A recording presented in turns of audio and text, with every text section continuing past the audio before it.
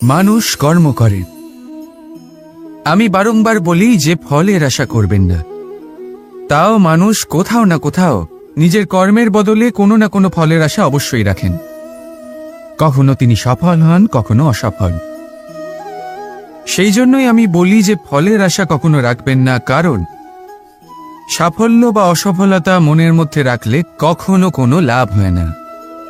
যদি সাফল্য মনের মধ্যে রাখেন তাহলে অহংকার জন্ম নেবে। যদি অসফলতা মনের মধ্যে রাখেন তাহলে এক হীনমন্যতায় আপনি ভুগবেন, যা দিয়ে কোনো শুভকর্ম হবে না। সেই জন্য শুধুই কর্ম করে যান, কর্মেই মগ্ন থাকুন। আর আসুন আমার সাথে ভালোবেসে বলুন, রাধা রাধা। জীবনের এই পথে এগোতে এগোতে আমরা কোথাও থেমে যাই। আমরা জানি না কেন। আমরা চেষ্টা করি যেন আমরা সামনে এগোতে পারি, কিন্তু এরকম হয় না। কি কারণ হতে পারে এর? আসুন আমি আপনাকে বোঝাই। মনে করুন আপনি কোনো রাস্তায় হাঁটছেন, আপনার পা মুচকে গেল, আপনি পায়ে আঘাত পেলেন। এখন এই আঘাত যদি আপনাকে পথ চলতে বাধা দেয় তখন আপনি থেমে যান। যদি আপনার ভাবনা চিন্তা ক্ষুদ্র হয় তাহলে আপনি জীবনে কখনোই এগোতে পারবেন না। ভেঙে যাওয়া কলম দিয়ে আপনি কখনো চিঠি লিখতে পারবেন না। ঠিক সেইভাবেই যদি আপনার মনে অন্যের জন্য হিংসা থাকে তাহলে আপনি আপনার নিজের ভাগ্য লিখতেই পারবেন না। কাজের প্রতি আলস্য আপনাকে কখনো ধনী হতে দেবেই না, আর ধনের প্রতি লোভ তা আপনাকে কখনো মহান হতে দেবে না। ছোট একটা কথা, কিন্তু এ হলো অত্যন্ত গুরুত্বপূর্ণ। ভাবনা চিন্তা অবশ্যই করুন, আর বোঝার চেষ্টা করুন সেটা যা আপনি বুঝতে চান। হতে পারে আপনি এমন কোনো পথ খুঁজে পেলেন যার ফলে আপনি কোনো খারাপ পথে যেতে যেতে থেমে গেলেন, বা আপনি এমন কোনো অর্থ খুঁজে পেলেন যা আপনাকে মহান হবার পথে অগ্রসর করে দিল। রাধা রাধা।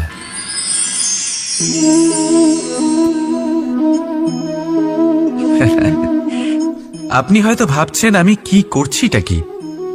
আজ আমি ভাবলাম যে রান্না করতে একটু সাহায্যই করে দিই, তাই চাল বেছে দিচ্ছিলাম। ভেবেছিলাম এই কাজটা অত্যন্ত কঠিন হবে। না, সহস্র ভালো চালের মধ্যে থেকে দুটো কাকুর বাছা শুধুমাত্র অভ্যেসের ব্যাপার। বাস্তবে কঠিন কাজ আর শিল্পকলা সেটাই যেখানে কয়েক হাজার কাকরের মধ্যে থেকে একটা রত্ন বের করতে হয়। এবারের সারমর্ম কি হতে পারে? সারমর্ম হলো এটাই, বড় তিনি হন না যিনি মানুষের মধ্যে খামতি বের করেন। মাহাত্ম্য তাতেই, শ্রেষ্ঠত্ব তাতেই, যা অন্যের ভেতরে থাকা ভালো গুণগুলি বের করে তার সম্মুখে, এই সংসারের সম্মুখে প্রস্তুত করতে পারেন। আসুন আমার সাথে ভালোবেসে বলুন, রাধা রাধা। কোনো ব্যক্তির নির্মাণ হয় কিভাবে?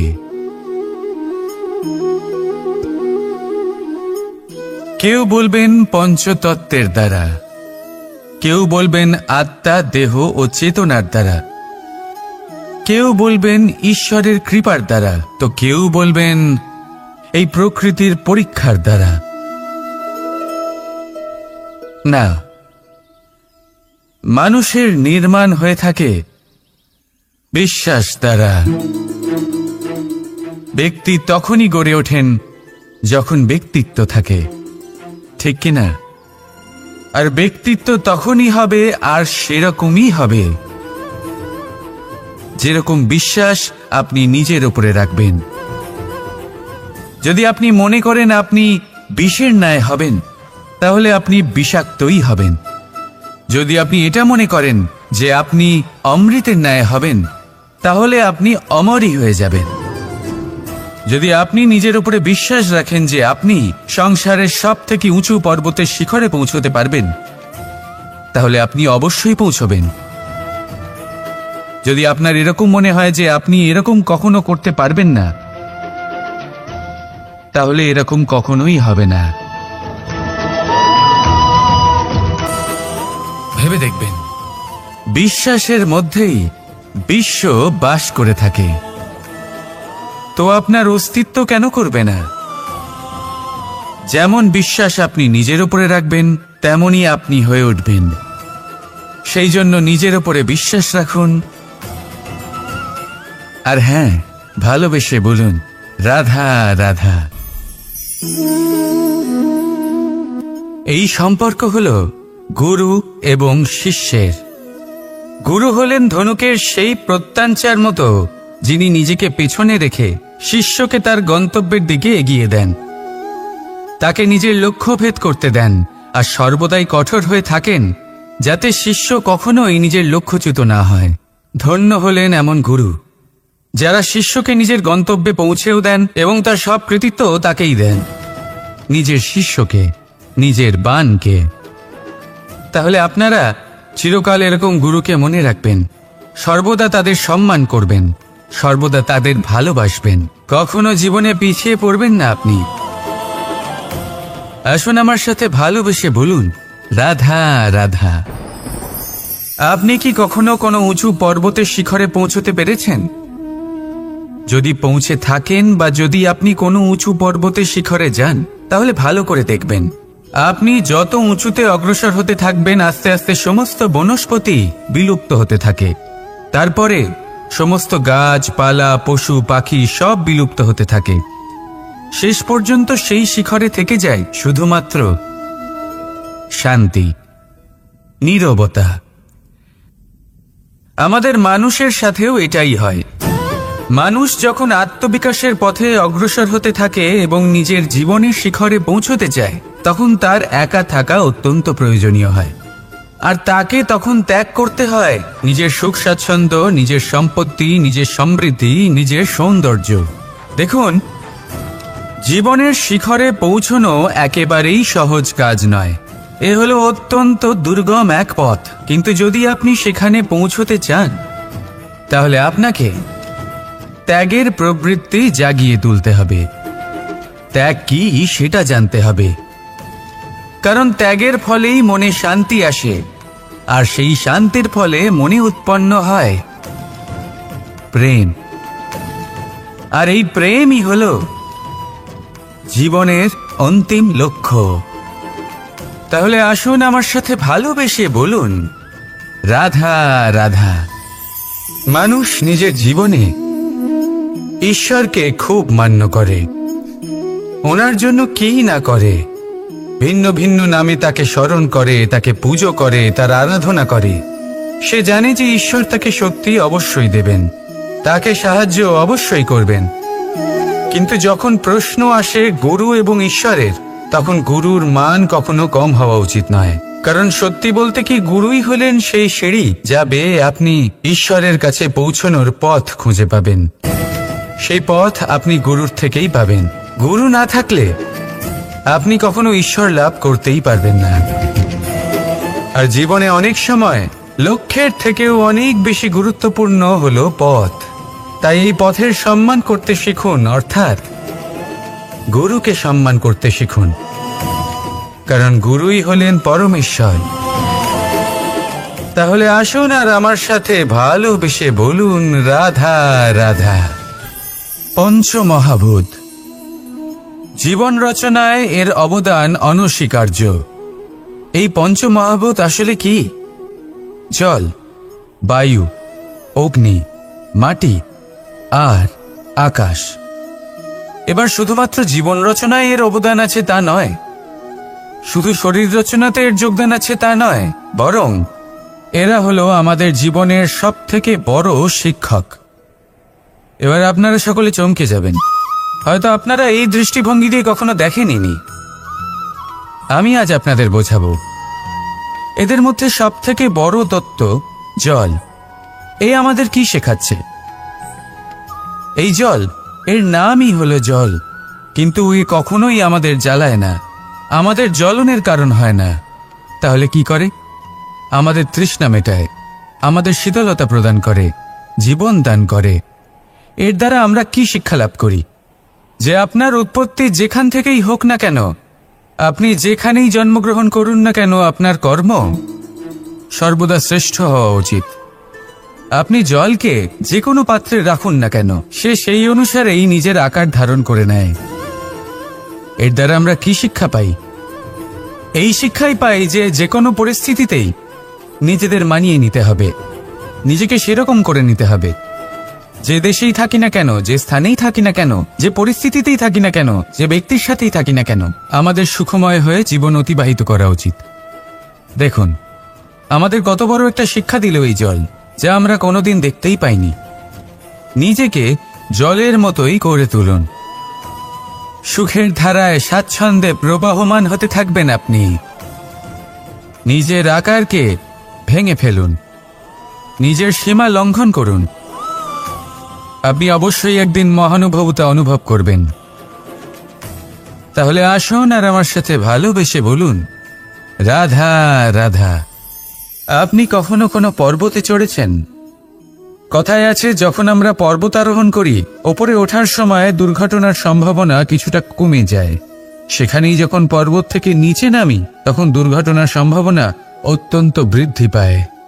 অর্থাৎ নামার সময় আমাদের আরো ভারসাম্য বজায় রাখতে হয়, আরো সাবধানে থাকতে হয়, অর্থাৎ বিবেককে জাগিয়ে রাখতে হয়। এবার জীবনেও সাফল্যের পর্বত আরোহণের সাথে এটাই হয়। যখন আমরা সাফল্যের পর্বত আরোহণ করতে থাকি, তখন এমনি আমাদের লক্ষ্য আমাদের গন্তব্যের দিকে থাকে। আমরা নিরন্তর পরিশ্রম করি, চেষ্টা করতে থাকি, আমাদের মধ্যে সেই উৎসাহ থাকে, সেই সাহস থাকে। কিন্তু একটা কথা সত্যি, সমস্ত আরোহণের পরে অবরোহণ থাকে।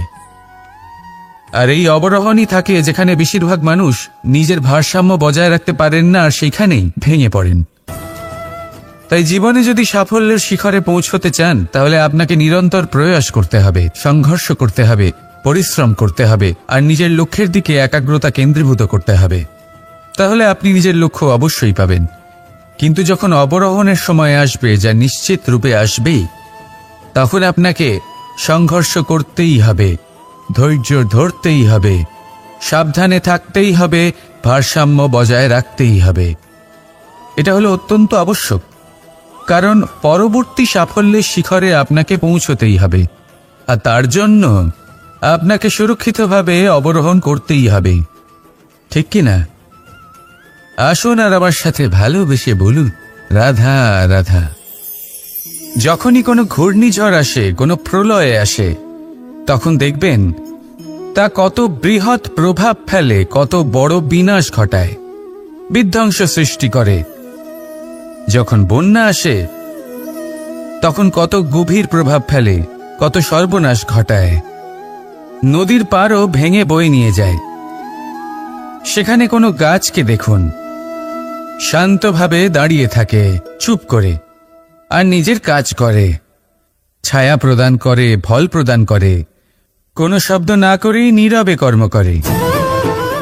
যদি নদীর কথা বলি, নদী যখন বয়ে চলে, খেতে জল প্রদান করে, বনস্পতিদের প্রাণ প্রদান করে, আমাদের পানীয় জল দেয়।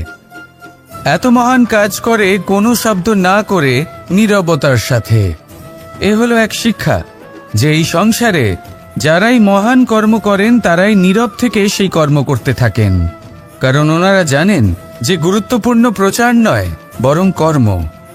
আর যারা রুদ্রের সাথে থাকেন, কোলাহল করেন, তারা শুধুমাত্র ধ্বংসই করেন। এবার আপনি মৌন থেকে শুধুমাত্র কর্ম করে মহান হতে চান, নাকি রুদ্রের সাথে থেকে বিধ্বংস ঘটাতে চান? সিদ্ধান্ত আপনারই। আসুন আর আমার সাথে ভালোবেসে বলুন, রাধা রাধা। মন্থন। আমরা সবাই এটাই জানি যে অমৃত পাওয়ার জন্য সমুদ্র মন্থন করা হয়েছিল, কিন্তু এর পেছনে যে মহান উদ্দেশ্য ছিল, তা বেশিরভাগ লোকই বোঝে না। আজ সেই মহান উদ্দেশ্য আমি আপনাদের বুঝিয়ে বলছি। আমাদের জীবনে এই অমৃত লাভ করার জন্য পথপ্রদর্শক হয় মন্থন। তারপরে আমরা করি প্রতিজ্ঞা, তারপর নিই প্রস্তুতি, যেটা দেবতারা আর অসুরেরা একসাথে করেছিলেন। তারপর আমরা করি চেষ্টা। বাসুকীর মুখ থেকে বিশ্বশ্বাস নির্গত হওয়া এটা প্রারম্ভিক বাধা হয়ে দাঁড়িয়েছিল। তবুও আমাদের লক্ষ্য দৃঢ় ছিল। যদিও সমুদ্র মন্থন থেকে হলাহল উঠে এলো, আমরা ভয় পাইনি, আমরা সেটার মোকাবিলা করলাম। ঠিক সেই পথেই যখন আমরা অনেক অমূল্য রত্ন পেলাম, নক্ষত্র পেলাম, সেটার প্রতি আকর্ষিত না হয়ে অমৃত লাভ করার পরেই আমরা শান্ত হলাম। এইভাবে যদি আপনি নিজের জীবনে প্রতিজ্ঞা, প্রস্তুতি, চেষ্টা, দৃঢ় নিশ্চয়, অটল থাকা আর আকর্ষণ থেকে বিরত থাকেন, যদি এইসব গুণ আপনার ভেতরে একত্রিত করে নেন, তাহলে আপনিও আপনার জীবনের অমৃত অবশ্যই লাভ করবেন। রাধা রাধা। চিন্তা। সবাই বলে চিন্তা করা উচিত নয়, কিন্তু চিন্তা সবাই করে। যিনি বৃদ্ধ ব্যক্তি হন, তিনি নিজের অতীতের সাথে বর্তমানের তুলনা করে চিন্তিত থাকেন। একজন যুবক ব্যক্তি ভবিষ্যতের বিষয় চিন্তা করে, নিজের লক্ষ্য কিভাবে পূরণ করা যায় সেই চিন্তায় মগ্ন থাকে। শুধু একজন বালকের না তো তার ভবিষ্যতের চিন্তা থাকে আর না অতীতের দুঃখ থাকে। আর এরকম কেন? কারণ সে শুধুমাত্র বর্তমান নিয়ে ভাবে, আর তাই সে সব থেকে বেশি সুখী। তাই মনে রাখবেন, যদি আপনি আপনার বর্তমানের বিষয়ে ভাবেন, তাতে বাঁচেন, সেটাকে ঠিক রাখেন এবং সেটাকে আরো ভালো করে তোলেন, তাহলে আপনার অতীত আর আপনার ভবিষ্যৎ আপনা থেকেই ঠিক হয়ে যাবে। আসুন আমার সাথে ভালোবেসে বলুন, রাধা রাধা। সংসারে সব থেকে বড়, সব থেকে মহান কোন প্রাণী? এবার আপনাদের মধ্যে কেউ বলবে মানুষ, কেউ বলবে সিংহ, আর কেউ বলবে হস্তি। কিন্তু না, সংসারে সবচেয়ে মহান প্রাণী হলো বৃক্ষ। সেই বৃক্ষ যা আমাদের আহার করতে ফল দেয়, বাঁচার জন্য প্রাণ বায়ু দেয়, গরমে শীতল ছায়া দেয়, আর শুকিয়ে যাওয়ার পরও আমাদের জ্বালানোর জন্য কাঠ দিয়ে যায়। এবার আপনারা হয়তো ভাবছেন, আমি হঠাৎ বৃক্ষের গুণগান কেন গেয়ে চলেছি? আমার বলার উদ্দেশ্য ওই বৃক্ষের অনেক গভীরে, সেই বীজকে নিয়ে, যা আপনাকে না ফল দেয়, না ছায়া, আর না কাঠ। শুধু ভিজে মাটির নিচে সে লড়াই করতে থাকে, অঙ্কুরিত হয় মাটির নিচে একটি বৃক্ষকে আকার দেওয়ার জন্য। প্রদীপ কি? সাধারণ একটা মাটির পাত্র, কিন্তু জলবায়ু নিয়ে সে যখন জ্বলে, সমস্ত সংসারকে সে পথ দেখাতে থাকে, মহান হয়ে যায়। এবার বুঝলেন? যদি মহান হতে হয় তাহলে কিছু করে দেখাতে হবে। কোনো তফাৎ হয় না যে আপনি ছোট না আপনি বড়।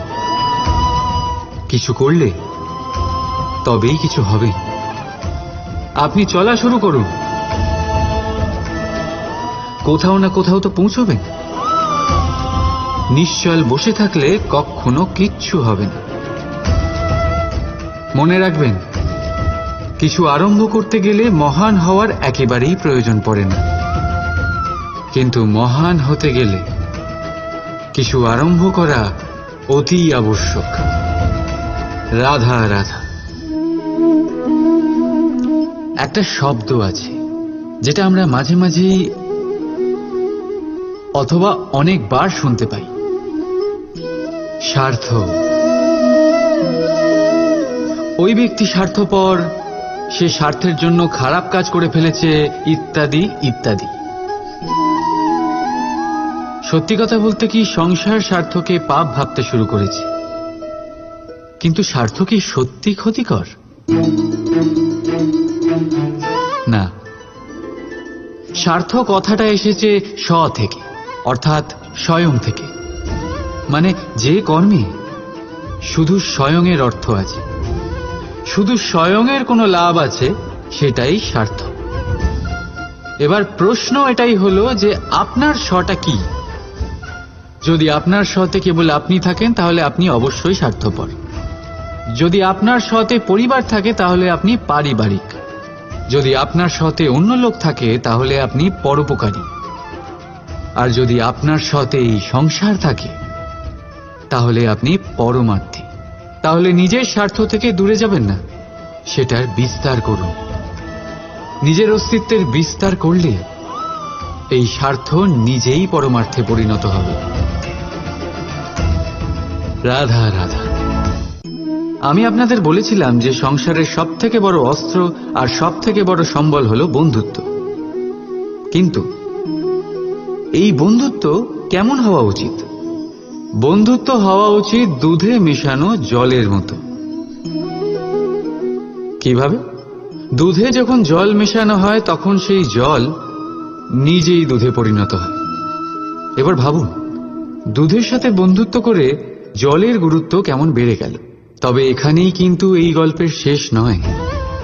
যখন দুধকে গরম করা হয় তখন জল নিজের বন্ধুত্ব পালন করে। জল নিজে আগে সেটার তাপ নেয়, নিজের অস্তিত্বকে বাষ্পে রূপান্তরিত করে আর দুধকে বাঁচিয়ে নেয়। আর তারপর জল বাষ্প হয়ে গেলে দুধ ফুটতে থাকে। সে পাত্র থেকে বেরিয়ে উপচে পড়ে আর শান্ত তখনই হয় যখন তাতে আবার জল মেশানো হয়। অর্থাৎ বন্ধুত্ব সেটাই যা বন্ধুর অস্তিত্বকে বিস্তার করে। বন্ধুত্ব সেটাই যা বন্ধুর জন্য নিজের অস্তিত্ব জ্বালিয়ে দেয়। বন্ধুত্ব সেটাই যাতে সুখ আর দুঃখ দুটোই বন্ধুত্বের সাথে যুক্ত। তাহলে এমন বন্ধুত্ব করো যার সামনে কুবেরের ধনও কম পড়ে যায়। রাধা রাধা। ভুল আর মানুষ, এই দুইয়ের সম্পর্ক অবিচ্ছেদ্য। যেমন ডানা আর পক্ষী, যেমন ধারা আর নদী। যদি ভুল মানুষের স্বভাবের এক গুরুত্বপূর্ণ অংশ হয় তাহলে ভাবুন, এতে লজ্জা কিসের? এতে লজ্জিত হওয়ার কিছু নেই। সেইভাবে দেখতে গেলে ভুল আমাদের নিজেকে আরো উন্নত করার সুযোগ দেয়, নিজেকে আরো ভালো প্রদর্শন করার প্রেরণা দেয়। এখন আপনাদের মধ্যে কেউ এর সাথে সহমত নাও হতে পারেন, কেননা অনেকের দৃষ্টিতে ভুল দোষের জন্ম দেয়। দোষ অপরাধের, আর অপরাধের কোনো ক্ষমা নেই, শাস্তি পাওয়া উচিত। কিন্তু আপনি কি কখনো ভেবেছেন এরকম কেন হয়? এর কি কারণ? এর কারণ হলো ভুল স্বীকার করাকে এড়িয়ে যাওয়া। যদি আপনি কোনো ভুল করে স্বীকার না করেন তবে সেই ভুল দোষে পরিণত হয়, আর দোষ অপরাধে। তবে মনে রাখবেন, নিজের ভুল স্বীকার করা সেই ভুল সংশোধন করার পথে প্রথম পদক্ষেপ হয়ে দাঁড়ায়। আর সর্বদা মনে রাখবেন, অপরাধ হলো সেটাই সময় মতো নিজের ভুল স্বীকার না করা। রাধা রাধা। ধর্মরথের 4টি অশ্ব চালানোর জন্য যিনি সারথি হবেন তার যে 4টি গুণ থাকা প্রয়োজন, সেই সমস্ত গুণ অর্জুনের মধ্যে উপস্থিত রয়েছে। কর্মের শক্তি রয়েছে, ধর্মের প্রতি আসক্তি রয়েছে, জ্ঞানের অভিব্যক্তি রয়েছে এবং সমর্পণের ভক্তি রয়েছে। নিশ্চিত রূপে ধর্মরথে সারথি হবার জন্য অর্জুনই সব থেকে যোগ্য। আর ও শুধুমাত্র দ্রৌপদীর স্বামীই হবে না, ইতিহাসে কুরুবংশের রাজকুমার বা ইন্দ্রপুত্রের নামেই শুধু পরিচিত হবে না, বরং অর্জুনই স্বয়ং ইতিহাস রচনা করবে। অর্জুনই হবে কৃষ্ণ সারথি।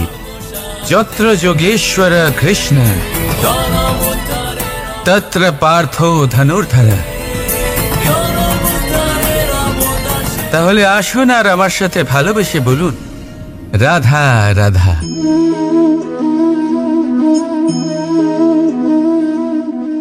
আপনার কি মনে হয় আমি কি করছি? আপনি বলবেন আমি প্রদীপ জ্বালাচ্ছি, সঠিক। কিন্তু প্রশ্ন হচ্ছে যে আমি কি আপনাকে বলেছি যে একে প্রদীপ বলা হয়? না। এই প্রদীপ কি নিজেই নিজের পরিচয় আপনাকে দিয়েছে? না। তাহলে আপনি কি করে জানলেন যে একে প্রদীপ বলা হয়? উত্তর হচ্ছে প্রকাশ। যে স্বয়ং জ্বলে অন্ধকারের মধ্যে সংসারকে পথ দেখায়, সেটাই প্রদীপ। যা নিরাশার মাঝে আশার আলো প্রদর্শন করে, সেটাই প্রদীপ। অপর দিকে আছে সাপ, যাকে না দেখেও তার ফনার আওয়াজ শুনেই লোকে ভয় পেয়ে যায়। তার মানে ব্যক্তির পরিচয় তার কর্মের দ্বারা পাওয়া যায়। তাই আপনার এটা বলার প্রয়োজন নেই যে আপনার পরিচয় কি। এটা আপনার কর্মই নিশ্চিত করবে যে লোকে আপনাকে প্রদীপ ভেবে ভালোবাসবে নাকি সাপ ভেবে ভীত হয়ে থাকবে। রাধা রাধা। সময় কত বিচিত্র হয়। সময় আমাদের পক্ষে থাকলে আমরা নিজেদের রাজা মনে করে নিই, আর সেই সময় যদি বিপক্ষে চলে যায় তাহলে নিঃস্ব হতে সময় লাগে না। তাই মানুষের একটা অভ্যেস আছে, খারাপ সময়ের জন্য কিছু সঞ্চয় করা। আত্মীয়, বন্ধু খারাপ সময় পাশ থেকে সরে যায়। যশ, মান প্রতিকূল সময় চিরস্থায়ী হয় না। তাই মানুষ মনে করে অর্থ সঞ্চয় করাই শ্রেয়। অর্থের কোনো হৃদয় নেই যা সময়ের সাথে পরিবর্তিত হবে। সংসার বলে সর্বদা অর্থ সঞ্চয় করতে থাকো। খারাপ সময় অবশ্যই কাজে লাগবে, কিন্তু আমি বলবো শুভ কর্ম করতে থাকুন, আনন্দে থাকুন, নিজের ওপর আর ঈশ্বরের ওপরে বিশ্বাস রাখুন। খারাপ সময় কখনো আসবেই না। রাধা রাধা। প্রকৃতি মানুষকে এক বিশেষ শক্তি দিয়েছে, অন্য জীবের থেকে বেশি শক্তি দিয়েছে। স্মরণ শক্তি। এই শক্তি মানুষকে অন্য জীবের থেকে ভিন্ন করে, ইতিহাস রচনা করার প্রেরণা দেয়, জ্ঞানকে বংশানুক্রমে এগিয়েও নিয়ে যায়। আর যারা ভুলে যান, অধিকাংশ সময় তারা উপহাস আর দয়ার পাত্র হয়ে যান। কিন্তু এটাই কি প্রকৃত রূপে সত্য? না। এই স্মরণ শক্তি মানুষের বিকাশের সব থেকে বড় বাধা হয়ে দাঁড়ায়। তার মনকে দূষিত করে দেয়। খারাপ অভিজ্ঞতা, কারোর করা বিশ্বাসঘাতকতা, কারোর কটাক্ষ বেশিরভাগ মানুষই ভুলতে পারেন না, আর তারপর প্রতিশোধ নিতে উদ্যত হন। প্রথমে সময় নষ্ট করেন প্রতিশোধের প্রস্তুতিতে, আর তারপর সময় নষ্ট করেন প্রতিশোধ নেওয়ার সুযোগ খুঁজতে। যদি সন্তুষ্টি পেতে চান, যদি জীবনে আনন্দ পেতে চান, তাহলে স্মরণ শক্তির সদ্ব্যবহার করুন। নিজের স্মরণ শক্তিকে চালনা করুন শুধুমাত্র ভালো কথা আর ভালো স্মৃতির দিকে। জীবনে আনন্দ পাবেন। রাধা রাধা। মানুষ নিজের পরিবারের জন্য কত কিছুই না করে, দিন রাত পরিশ্রম করতে থাকে যাতে তার পরিবারের প্রয়োজন পূরণের জন্য অর্থ রোজগার করতে পারে। কিন্তু শুধু অর্থ রোজগার করাটাই কি যথেষ্ট? আপনি বলবেন, হ্যাঁ নিশ্চয়ই, অর্থ দিয়ে সব কিছু পাওয়া যায়, বিদ্যা পাওয়া যায়, বাড়ি পাওয়া যায়, ওষুধ পাওয়া যায়, আর কত কিছুই না পাওয়া যায়। এইসব একটা পর্যায় পর্যন্ত সঠিক, কিন্তু একটু মন দিয়ে ভেবে দেখুন, যখন কোনো শিশু অসুস্থ হয়ে পড়ে তখন সে ওই তিক্ত ওষুধ কেন খেয়ে নেয়?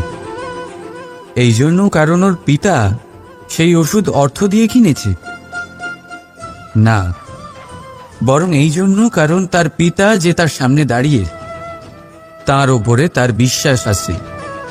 বিশ্বাস আছে যে উনি তার কিচ্ছু হতে দেবেন না। এই বিশ্বাস, এই সংস্কার, এই শিক্ষা কখনো অর্থ দিয়ে পাওয়া যায় না। এইটা পাওয়া যায় সেই সময় থেকে যা মাতা পিতা তাদের সন্তানের সাথে কাটিয়েছেন। তাই জীবনে অর্থ অবশ্যই উপার্জন করুন, কিন্তু নিজের পরিবারকেও সময় দিন, আনন্দ পাবে।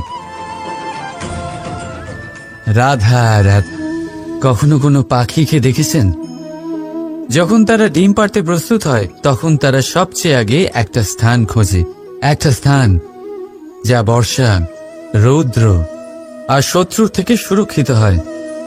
তারপর তারা বাসা তৈরি করে, তারপরেই ডিম পাড়ে। আর তারপর যখন সেই ডিম ফুটে তার সন্তানদের জন্ম হয়, সে তাদের খাবার খাওয়ায়, তাদের রক্ষণাবেক্ষণ করে। কিন্তু যখন তাদের ডানা গজায় তখন না সে তাদের খাবার দেয় আর না তাদের বাসা বানাতে শেখায়। শুধুমাত্র তাদের উড়তে শেখায় সে।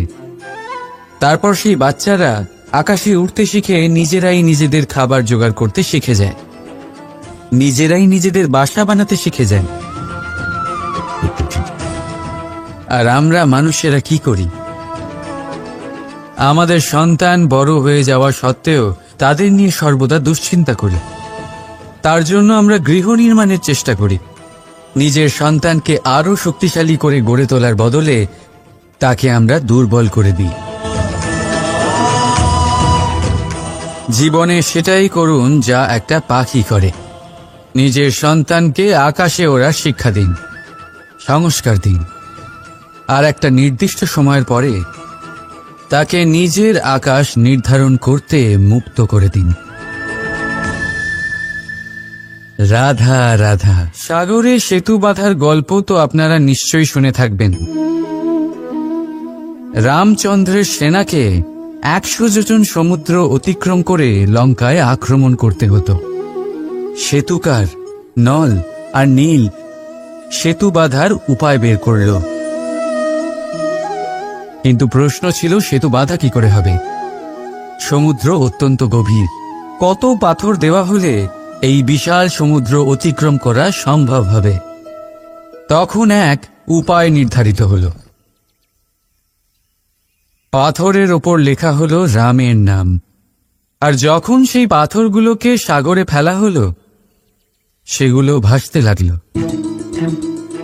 এবারে কেউ বলবেন এটা রামচন্দ্রের নামের মহিমা, কেউ বলবেন এটা নারায়ণের কোনো জাদু। কিন্তু না, এটা রামচন্দ্রের সেই গুণ, ওনার ব্যক্তিত্বের সেই মহান দিক যা ওনার প্রতিনিধিত্ব করেছে। তাই সেই পাথরও সাগরে ভেসে ওঠে।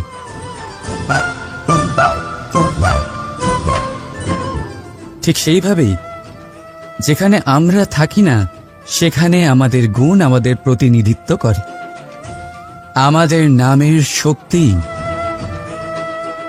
আমরা নিজেরাই তৈরি করি, আমাদের কর্ম দিই, আমাদের গুণ দিই। এবার সিদ্ধান্ত আপনার যে আপনার নামের সাহায্যে কেউ বিপদ থেকে উদ্ধার হবে, নাকি আপনার দুষ্কর্মের ফলে কেউ ডুবে যাবে। ভালো করে ভেবে দেখুন। রাধা রাধা। আমাদের জীবনে গুরুজনেরা, জ্ঞানী মানুষজন সবসময় একটা কথা বলেন, ধৈর্য ধরো। শুধুমাত্র দুটো শব্দ, কিন্তু কতটা বিশাল সেটা বোঝার চেষ্টা করুন। ছোট একটা অস্ত্র হাতে নিন এবং একটা বিশাল পর্বতে নিরন্তর প্রহার করতে থাকুন। ধৈর্য ধরে সেই কাজ করতে থাকুন। এমন একদিন আসবে, এই বিশাল পর্বতে আপনি একটা পথ তৈরি করবেন। কোনো ধনুর্ধর যখন নিজের বিদ্যা অর্জন করেন, তখন তাকেও ধৈর্য ধরতে হয়, তার নিজেকে সময় দিতে হয়, তবেই সে ধনুর্বিদ্যা শিখতে পারে। সেইভাবে আমাদের জীবনেও ধৈর্য ধরার খুব প্রয়োজন। পরিবারে ধৈর্য রাখতে পারলে তাহলে আস্তে আস্তে দেখবেন প্রেম বৃদ্ধি পাচ্ছে। সমাজে যদি ধৈর্য রাখতে পারেন, তাহলে আস্তে আস্তে এই সমাজ আপনাকে সম্মান করবে। যদি নিজের জীবনে ধৈর্য রাখতে পারেন তাহলে নিজে থেকেই আত্মবিশ্বাস বাড়বে, নিজের বিকাশ হবে। জীবনে সবই সম্ভব যদি ধৈর্য রাখতে পারেন। হয়তো আস্তে আস্তে হবে, কিন্তু হবে অবশ্যই। শুধু ধৈর্য রাখুন, কারণ ধৈর্যই সব থেকে বড় পুঁজি। আসুন আর আমার সাথে ভালোবেসে বলুন, রাধা রাধা। আমাদের জীবনে যখনই আমরা কোনো বড় দায়িত্বের সম্মুখীন হই, তখন আমরা তার থেকে দূরে পালাই, আর এই অজুহাত দিই যে না না, এত বেশি ভার বহন করার যোগ্যতা আমার নেই, আমি করতেই পারবো না। দেখুন, এই সংসারে ভিন্ন ভিন্ন ধরনের গাছ আছে, ছোট গাছ, বড় গাছ, কিন্তু বটগাছের মতো বড় এবং নিবিড় গাছ আর একটাও নেই। সে নিঃস্বার্থভাবে এই সংসারকে সেবা করে যায়, ছায়া প্রদান করে, শীতলতা প্রদান করে। আর যখন এমন সময় আসে যখন তার ওপর বোঝা অত্যন্ত বেড়ে যায়, সে কিন্তু কোনোভাবেই ভেঙে পড়ে না। তখন সে নিজের নিঃস্বার্থ কর্মের ফল লাভ করে, সেই নিঃস্বার্থ কর্ম যা সে করেছে। তার দেহ থেকে ছোট ছোট ঝুড়ি বার হয় এবং তা কাণ্ডের আকার ধারণ করে। সেই কাণ্ড মাটির কাছে পৌঁছয় এবং তারপর তা বটগাছের সহায়ক হয়ে ওঠে। সে ভেঙে পড়ে যায় না। এইভাবে আপনিও জীবনে নিঃস্বার্থভাবে সবার সেবা করুন, ভালোবাসুন, সবাইকে সাহায্য করুন। যেদিন আপনার ওপর বোঝা অত্যন্ত বেড়ে যাবে, সেদিন এই সব মানুষ আপনাকে সাহায্য করার জন্য আসবেন, আপনার শক্তি হয়ে উঠবেন, আর আপনি বটগাছের মতোই মহান এবং বিশাল হয়ে উঠবেন। আসুন আর আমার সাথে ভালোবেসে বলুন, রাধা রাধা। একটা শব্দ আছে, পরিস্থিতি। অনেক মানুষের মুখে আমরা এই শব্দ শুনি। জীবনে যখন অসফল হই, দুঃখ আসে, সংকট আসে, কোনো বিপদ ঘনিয়ে আসে, তখন সমস্ত দোষ আমরা পরিস্থিতির ওপর চাপিয়ে দিই। আর দেখতে গেলে কোথাও না কোথাও ঠিকই করি। এই পরিস্থিতি প্রত্যেক দিনের মতো পাল্টাতে থাকে, কিন্তু এই দিন, এই রাত, এমন কেউ আছেন যিনি এর ওপরেও নিয়ন্ত্রণ সাধন করেন, আর তিনি হলেন সূর্য। ঠিক সেই রকমই আমাদের জীবনেও সূর্য হলো এই মন। যদি এই মনের উপর আমরা নিয়ন্ত্রণ করতে পারি, তাহলে আমরা জীবনকেও নিয়ন্ত্রণ করতে পারবো। প্রথমে এই মনের রাজা হয়ে উঠতে হবে। তাই মনে রাখবেন, যদি মন দুর্বল হয়, তাহলে পরিস্থিতি আমাদের সমস্যা বলে মনে হবে। এই মন যদি স্থির হয়, পরিস্থিতি প্রতিস্পর্ধা বলে মনে হবে। আর এই মন যদি শক্তিশালী হয়ে ওঠে, তাহলে যে কোনো পরিস্থিতি আপনার কাছে একটা সুযোগ মাত্র, এমন এক সুযোগ যাতে অগ্রসর হয়ে আপনি মহান হয়ে উঠতে পারেন। এই মনের শক্তির বৃদ্ধি ঘটান, মহান হয়ে উঠুন, আর আমার সাথে ভালোবেসে বলুন, রাধা রাধা। খুব সুন্দর একটা কাহিনী আছে। একবার এক ব্যক্তি নিজের অসফলতার জন্য ত্রস্ত হয়ে সময় দেবতার তপস্যা করতে বসলেন। উনি তপস্যা করলেন এবং সময় দেবতা প্রসন্ন হলেন, মানুষের রূপ ধারণ করে ওনার সামনে প্রকট হলেন। এবার সেই ব্যক্তি ওনাকে জিজ্ঞেস করলেন যে কি এমন আছে যার জন্য আপনি বারবার জয়ী হন আর আমি চিরকাল পরাজিত হয়ে থাকি? কেন এত পরিশ্রম করা সত্ত্বেও আমি সাফল্য লাভ করতে পারি না? তখন সময় দেবতা উত্তর দিলেন যে দিন হোক বা রাত, ঝড় হোক বা ভূমিকম্প, রোদ হোক বা বৃষ্টি হোক, সময়ের সূত্রপাত হোক বা প্রলয়, আমি থামি না, আমি চলতেই থাকি। আর সেই জন্য যিনি থেমে যান তিনি পরাজিত হন আর আমি জয়ী হই। এটাই আমাদের শিখতে হবে। জীবনে সবসময় চলতে থাকুন, কখনো থামবেন না। হ্যাঁ, কিছুক্ষণের জন্য বিরতি নিতে পারেন, বিশ্রাম করার জন্য, নিজেকে আরো সশক্ত করে তোলার জন্য, কিন্তু থেমে যাবেন না। নিরন্তর কর্ম করতে থাকুন, পরিশ্রম করতে থাকুন, তবেই এই সংসার আপনাকে মনে রাখবে। আসুন আমার সাথে ভালোবেসে বলুন, রাধা রাধা।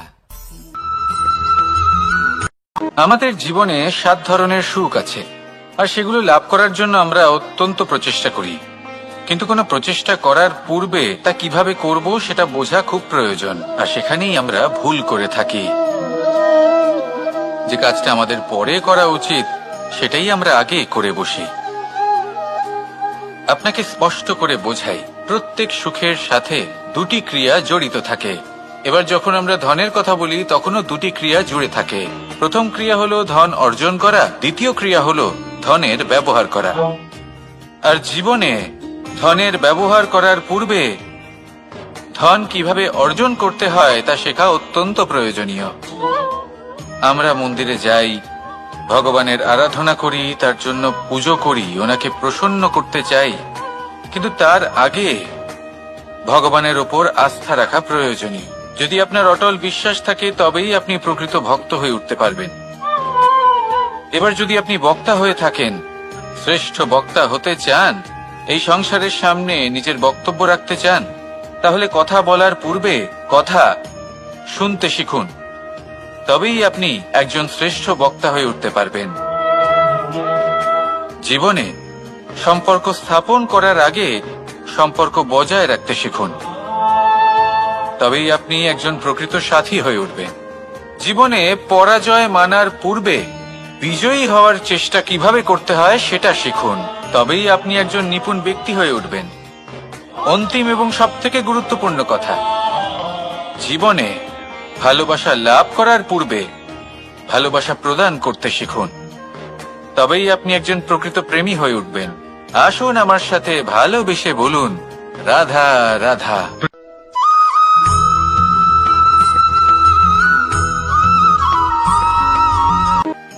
মানুষের শরীরের বিভিন্ন অঙ্গ দ্বারা ভিন্ন ভিন্ন প্রকারের কাজ করা হয়, আর সেই জন্য মানুষ নিজের শরীরের যত্ন করে, তার খেয়াল রাখে, নিজের শরীরকে সুস্থ রাখে, স্বচ্ছ রাখে, বস্ত্র পরিধান করে, আর কোথাও আঘাত লাগলে ক্ষতস্থান ঢেকে ফেলে।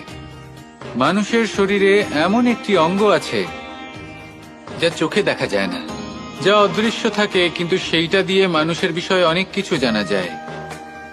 এবং মানুষের শরীরের সেই অঙ্গের নাম হলো বাণী, আপনার ভাষা। আপনি যেভাবে কথা বলেন, যার সাথে কথা বলেন, আপনি যেভাবে শব্দ চয়ন করেন, তার দ্বারা আপনার বিষয়ে অনেক কিছু বোঝা যায়, আপনার ব্যক্তিত্বের বিষয়ে অনেক কিছু বোঝা যায়। সেই জন্য সবসময় কিছু বলার আগে একটু ভেবে নিন, নিজের কথার ওপর একটু নিয়ন্ত্রণ রাখুন। আমার কথা শুনুন, এই হৃদয়কে শুদ্ধ করে তুলুন। যদি এই হৃদয় শুদ্ধ থাকে তাহলে সর্বদা মধুর বাণী নির্গত হবে, যা সবাইকে প্রফুল্ল করে তুলবে, আর তখন এই মন প্রসন্ন হয়ে বলবে, রাধা রাধা।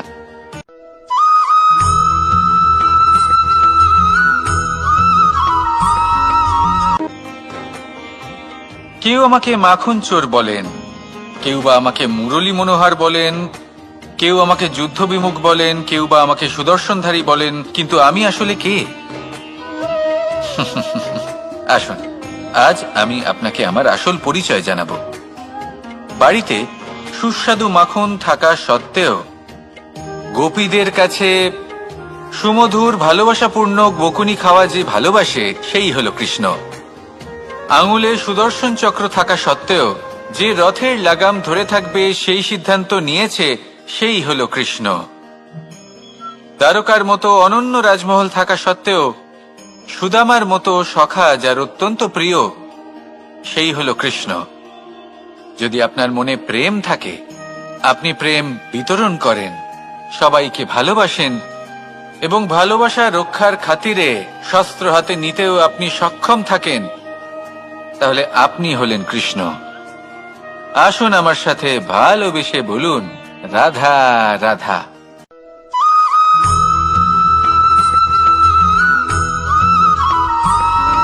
ধন, সম্পদ, ঐশ্বর্য, মানুষ হয় নিজের সৌভাগ্যের দ্বারা এগুলো লাভ করে থাকেন বা কর্মের দ্বারা। সৌভাগ্য আসলে কি? গ্রহের দশা, যা প্রত্যেক মুহূর্তে বদলাতে থাকে।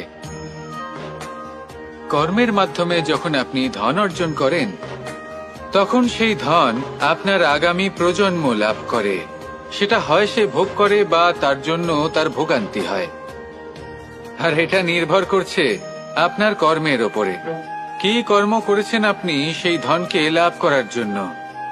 যদি আপনি সৎ পথে চলেন নিষ্ঠা ভরে আপনি কর্ম করে থাকেন এবং তার ফলে আপনি ধন অর্জন করে থাকেন, তাহলে আপনার আগামী প্রজন্ম সেটা ভোগ করবে, সেটা প্রয়োগ করবে নিজের বিকাশের জন্য। কিন্তু যদি আপনি কুকর্ম করে থাকেন, কোন রকম ছলনা করে থাকেন এই ধন লাভ করার জন্য, তাহলে 100% আপনার আগামী প্রজন্মকে এর জন্য ভুগতেই হবে। তাহলে আপনি কি চাইবেন, যে আপনার আগামী প্রজন্ম সুখ ভোগ করবে, নাকি আপনার কুকর্মের পরিণাম ভোগ করবে? নির্বাচন আপনারই। আসুন আমার সাথে ভালোবেসে বলুন, রাধা রাধা।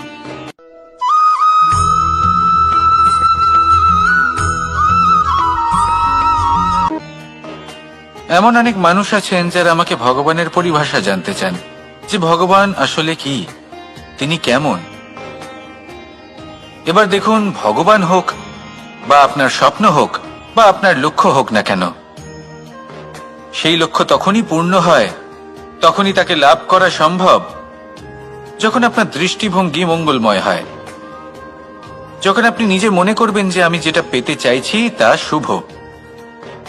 উদাহরণস্বরূপ, কোনো পাখিকে দেখুন, সে গাছের ডালে বসে এবং সেখানেই বিশ্রাম করে, কিন্তু পড়ে না। কেন?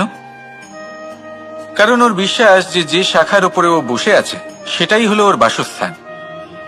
যদি আপনি বিশ্বাস করেন, তাহলে আপনি পাথরের মধ্যেও ভগবান দর্শন করতে পারবেন। আর যদি বিশ্বাস না থাকে, তাহলে যদি ভগবান সামনে দাঁড়িয়েও থাকে, তবেও আপনার বিশ্বাস হবে না। তাই বিশ্বাস করতে শিখুন। এই বিশ্বাসের আধারেই আপনি সেই সব কিছু পাবেন যা আপনি পেতে চাইছেন। আসুন আমার সাথে ভালোবেসে বলুন, রাধা রাধা।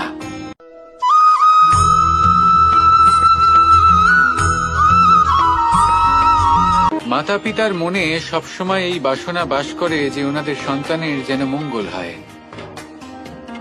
নিজের সন্তানকে সেই সবকিছু দেবার সবসময় চেষ্টা করতে থাকেন যেগুলো তারা নিজেরা নিজেদের জীবনে কখনো পেতে পারেননি, এবং এই প্রক্রিয়ায় সব থেকে গুরুত্বপূর্ণ বিষয়টি ভুলে যান, নিজের সন্তানকে সেই জিনিস দেওয়া যেটা উনি সব থেকে আগে পেয়েছেন। আমি ধনের কথা বলছি না, আমি বলতে চাইছি নিজের অভিজ্ঞতা দ্বারা ওনারা যে মানসিক স্থিতি লাভ করেছেন, ওনারা যে মর্যাদা লাভ করেছেন, যে শিক্ষা ওনারা লাভ করেছেন, সবার আগে নিজের সন্তানকে সেটা দেওয়া প্রয়োজন। সেটা যদি নিজের সন্তানকে দিতে পারেন, তাহলে এই সন্তান জীবনে তার পথে এগোতেও পারবে, ধন অর্জনও করতে পারবে এবং শক্তিশালী অনুভবও করতে পারবে। সেই জন্য সন্তানকে সবার আগে সেটা দান করুন যেটা সব থেকে বেশি মূল্যবান। সেটা দিন যেটা আপনি সবার আগে লাভ করেছেন। আসুন আমার সাথে ভালোবেসে বলুন, রাধা রাধা। কখনো কখনো আমরা খুব ব্যথিত হয়ে পড়ি। আমরা নিজেদের পরিবারের জন্য এত কিছু করি, আর তারা আমাদের দেখলেই ভয়ভীত হয়ে পড়ে, আমাদের দেখলে বিরক্ত হয়।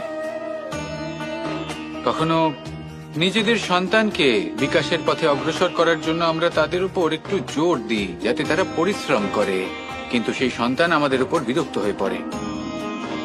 কখনো সন্তানকে সঠিক শিক্ষা দেওয়ার জন্য আমরা তাদের কিছু সীমা নির্ধারিত করি, তখন সেই সন্তানের চোখে নিজেদের জন্য আমরা ঘৃণা দেখতে পাই। মানুষ কেন ব্যথিত হবে না? দেখুন, যখন সূচের দ্বারা আপনি বস্ত্র সেলাই করেন, তখন সূচের আঘাত সেই বস্তুকে সহ্য করতে হয়, কিন্তু তাতে সেই সূচ বা আপনার উদ্দেশ্যে কোনো প্রভাব পড়া উচিত নয়, কারণ আপনি তো আপনার কর্ম করছেন, আর তাও পূর্ণ নিষ্ঠা ভরে, এবং অবশেষে আপনার উদ্দেশ্য শুভ প্রমাণিত হবে। তাই কেউ বিরক্ত হচ্ছে বলে বা কারোর চোখে নিজের প্রতি ঘৃণা দেখার ভয় কখনো পিছিয়ে যাবেন না। কষ্ট না করে বিকাশ সম্ভব নয়। কর্ম করতে থাকুন, সবকিছু শুভ হবে।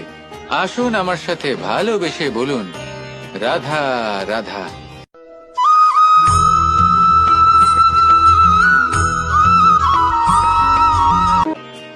জল হলো জীবনের আধার।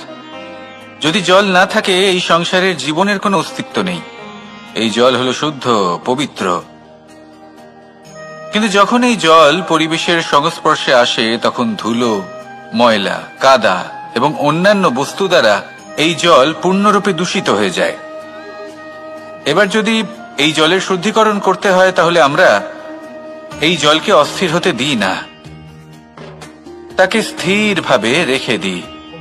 আর সেটা করলে সেই জল নিজে থেকেই সকল অশুদ্ধি ত্যাগ করে দেয়, নিজে থেকেই নিজেকে শুদ্ধ করে তোলে।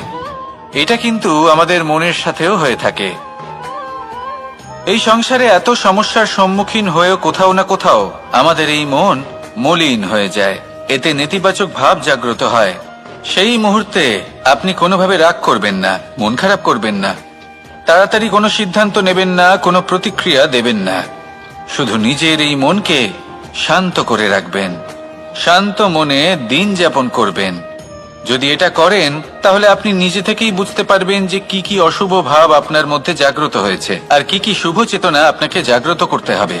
আপনি নিজে থেকেই এমন পথ খুঁজে পাবেন যার দ্বারা এই অশুদ্ধি আপনি ত্যাগ করতে পারবেন। আসুন আমার সাথে ভালোবেসে বলুন, রাধা রাধা।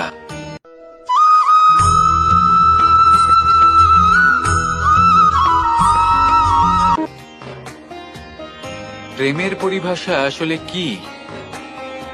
ভিন্ন ভিন্ন ধরনের ব্যক্তি, ভিন্ন ভিন্ন ধরনের প্রেমী, আলোচক বিভিন্ন ধরনের পরিভাষা প্রদান করেন এই প্রেম নিয়ে। কিন্তু প্রত্যেকের মনে কখনো কখনো এই প্রশ্ন এসেছে, এই ভালোবাসা আসলে কি? নিজের প্রিয়তমকে জয় করাই কি প্রেম? চার হাত এক হয়ে যাবার নামই কি প্রেম? নিজের আবেগ ব্যক্ত করাই কি ভালোবাসা? না, প্রেমের অর্থ কাউকে লাভ করা নয়, বরং তার মাঝে বিলীন হয়ে যাওয়া। যদি কারোর হাত ধরে থাকি, তাহলে আজীবন তার সাথে পথ চলা হলো প্রেম। প্রেম শুধুমাত্র সেটা নয় যা প্রেমী আর প্রেমিকার কেশদামে মালা বেঁধে দেয়। মাতা পিতার জন্য দিনরাত পরিশ্রম করা, নিজের পরিবারের জন্য দিনরাত পরিশ্রম করা, সেটাও প্রেম। নিজের বন্ধুদের জন্য, আপনজনের জন্য সবকিছু উজাড় করে দেওয়ার নাম হলো ভালোবাসা। নিজের মাতৃভূমির জন্য সাহসের সাথে লড়াই করা এবং আনন্দে নিজের জীবন ত্যাগ করে দেওয়াও কিন্তু প্রেমের নামান্তর। সেই জন্য যারা বুদ্ধিমান ব্যক্তি, তারা কখনো প্রেমের পরিভাষা খুঁজতে চান না, কারণ তারা জানেন যে এই প্রেম কতটা বিশাল। তারা জানেন যে এই প্রেম হলো এক বিশাল সাগর, যাকে নিজের মুঠোয় ধরে রাখা যায় না। সেই জন্য এই প্রেমের সাগরে ডুবে যান এবং সকলকে ভালোবাসতে শিখুন। যদি সবাইকে ভালোবাসতে পারেন, তাহলে তাদেরও কল্যাণ হবে যারা আপনাকে ভালোবাসে, এবং সকলকে ভালোবাসতে শিখুন। যদি সবাইকে ভালোবাসতে পারেন, তাহলে তাদেরও কল্যাণ হবে যারা আপনাকে ভালোবাসে, তাদেরও কল্যাণ হবে যাদেরকে আপনি ভালোবাসেন, আর আপনারও কল্যাণ হবে। আর তখন এই মন ভালোবেসে বলবে, রাধা রাধা।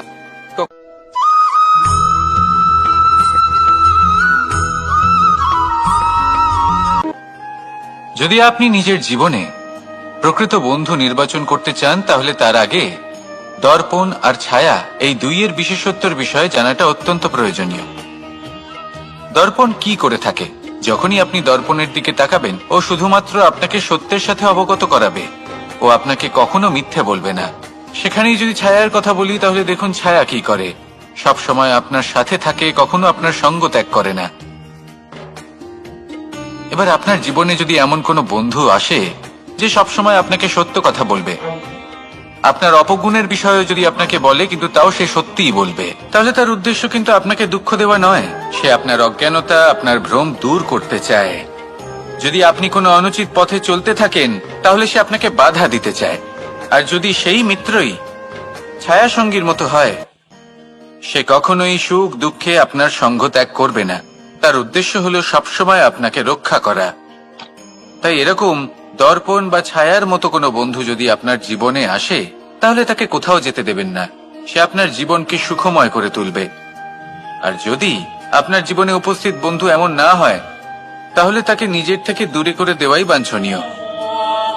তাহলে দর্পণ আর ছায়ার মতো প্রকৃত এবং ভালো বন্ধুকে নিজের জীবনে স্থান দিন, আর আমার সাথে ভালোবেসে বলুন, রাধা রাধা।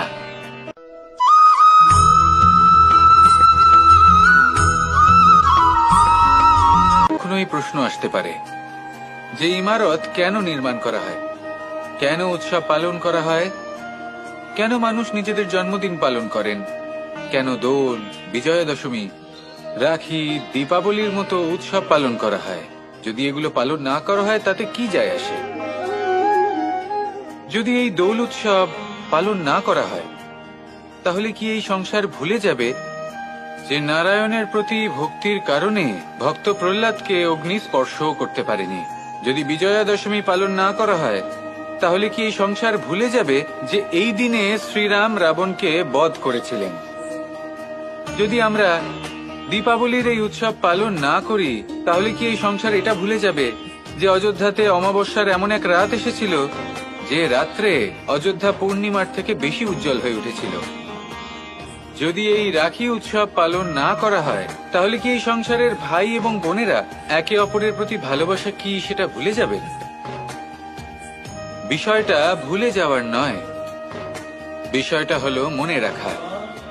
যখন জীবনে আমরা কোনো একটা স্থানে পৌঁছই, উপলব্ধিগুলোর উৎসব পালন করি, যাতে সেই মুহূর্তে আমরা সকলের মধ্যে আনন্দ ছড়াই এবং মানুষ সেই মুহূর্তটা মনে রাখেন।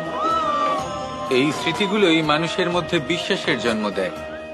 এই বিশ্বাস যে আগামী যেদিন আসছে তাতে আরো আনন্দের সম্ভাবনা রয়েছে। ভালোবাসার এই উৎসব, ভালোবাসার এই পার্বণ, এটা মানুষের মনে বিশ্বাসের জন্ম দেয় যে প্রত্যেক যুগে কেউ না কেউ এসেছে এবং পরবর্তীতেও আসবে। তাহলে আসুন আমরা ডুবে যাই আমার লীলার এই প্রেম যাত্রায় এবং ভালোবাসার এমন একটা উৎসব পালন করা যাক যা এই সংসার যুগ যুগ পর্যন্ত মনে রাখবে। তাহলে আসুন আর আমার সাথে ভালোবেসে বলুন, রাধা রাধা।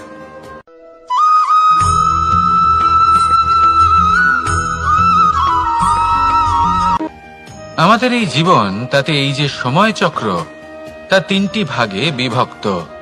এক হলো অতীতকাল, ফেলে আসা অতীত, তারপরে আসে বর্তমান, এখনকার এই মুহূর্ত, আর তারপর আসে আগামীকাল অর্থাৎ ভবিষ্যৎ। এবার এখানে সবথেকে গুরুত্বপূর্ণ হলো অতীতকাল, ভবিষ্যৎকাল, ফেলে আসা অতীত এবং আগামী সময়। কেন? কারণ এই দুইয়ের উপর নির্ভর করছে যে আপনি বর্তমানে কি করতে চলেছেন। শুধু প্রয়োজন হলো সঠিক দৃষ্টিভঙ্গির। অতীতকালকে যদি আপনি একটি দৃষ্টিভঙ্গি থেকে দেখেন তাহলে অতীতকালে আপনি দুঃখও দেখতে পাবেন, যন্ত্রণাও দেখতে পাবেন। অন্য কোনো দৃষ্টিভঙ্গি থেকে দেখলে আপনি অতীতকাল থেকে শিক্ষাও লাভ করবেন। এবার এই শিক্ষা অনুসারেই বর্তমানে কর্ম করা উচিত। এবং যদি ভবিষ্যতের কথা বলি তাহলে বলবো ভবিষ্যতের কথা ভেবে আপনি আজ অবশ্যই চিন্তিত হতে পারেন।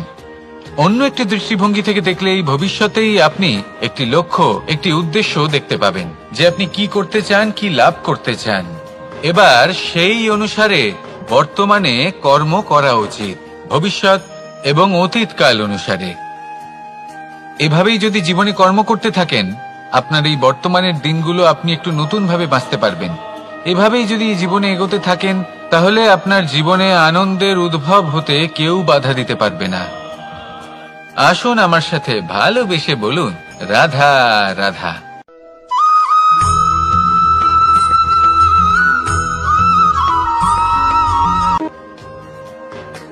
সমুদ্র মন্থনের সময় দুই ধরনের রত্ন লাভ করা হয়েছিল। প্রথম হলাহল, যার প্রভাব থেকে এই সমস্ত সংসারের জীবের প্রাণ বাঁচানোর জন্য মহাদেব তাকে নিজের কণ্ঠে ধারণ করে নিয়েছিলেন। আর দ্বিতীয় অমৃত, যেটা কিঞ্চিত পরিমাণ মাত্রায় পাওয়া গেছিল।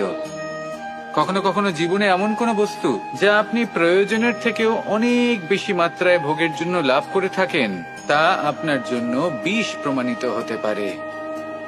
যেমন জল, প্রয়োজনের থেকে অনেক বেশি মাত্রায় যদি এই জল আসে তাহলে আপনার প্রাণ কাটতে পারে। কিন্তু পরিশ্রমের পরে এক পাত্র শীতল জল দ্বারা আপনি যদি স্নান করে নেন তাহলে তা আপনার শরীরের জন্য অমৃত হবে।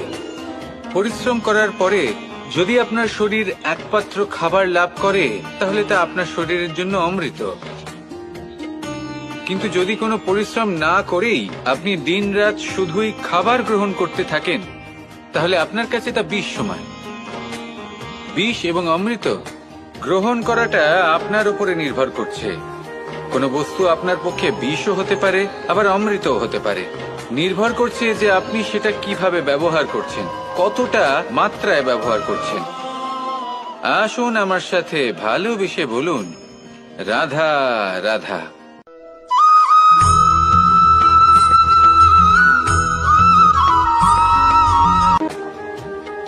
সুখ, দুঃখ, মৃত্যু, মহামারী, এগুলো কখনো বলে আসে না, আবার জিজ্ঞাসা করেও আসে না। এমনই হয় দ্রুত ক্রীড়ার এই খেলায়। এক কারাগারের মতো, একটা মাকড়সার জালের মতো। যেমন একটা মাকড়সার জাল একটা পোকাকে নিজের দিকে আসতে আকর্ষিত করে নিজের চমকের দ্বারা, নিজের গঠন দ্বারা, সেরকমই দ্রুত ক্রীড়ার এই খেলা মানুষকে নিজের দিকে আসতে প্ররোচিত করে। শেষে গিয়ে মানুষ আটকা পড়ে। পার্থক্য শুধু এটাই, যখন এক পোকা এই জালে জড়িয়ে পড়ে তখন সে তার প্রাণ হারায়। মানুষ যখন এই দ্রুত ক্রীড়ায় আকর্ষিত হয়, সে নিজের মান, নিজের ধন সবকিছু হারায়, নিজের বিবেক হারিয়ে ফেলে। কিন্তু আপনি আপনার বিবেক কখনোই হারাবেন না। যদি আপনার মনে লোভ চলে আসে, আপনি লোভী হয়ে ওঠেন। যদি আপনি দ্রুত ক্রীড়ার এই খেলায় আটকা পড়েন, তাহলে মনে রাখবেন, এই খেলা থেকে ফিরে আসা প্রায় অসম্ভবই বলা যায়। নিজের বিবেক কখনো হারাতে দেবেন না, কারণ বিনাশ আসার প্রথম লক্ষণ হলো বিবেকের বোধ চলে যাওয়া। এই প্ররোচনায় কখনো পা দেবেন না। আর আমার সাথে ভালোবেসে বলুন, রাধা রাধা।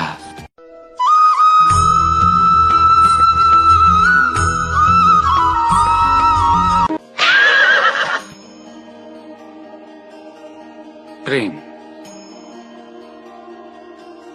আড়াই অক্ষর, মাত্র আড়াই অক্ষরের এই শব্দ প্রেম, এর মধ্যে ত্রিলোকের এবং সমগ্র ব্রহ্মাণ্ডের বীজ নিহিত আছে।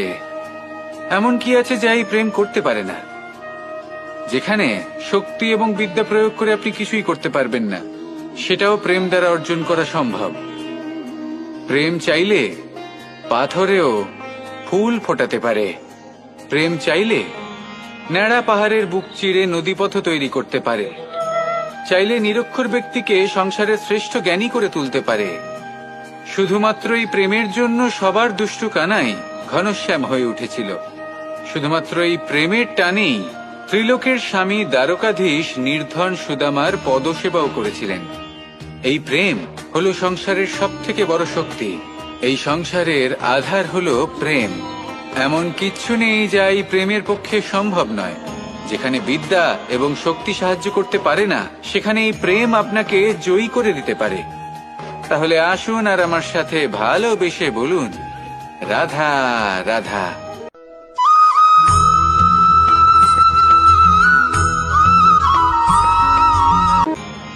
বরদান এবং অভিশাপ, এই দুই হলো একই মুদ্রার দুটি পিঠ।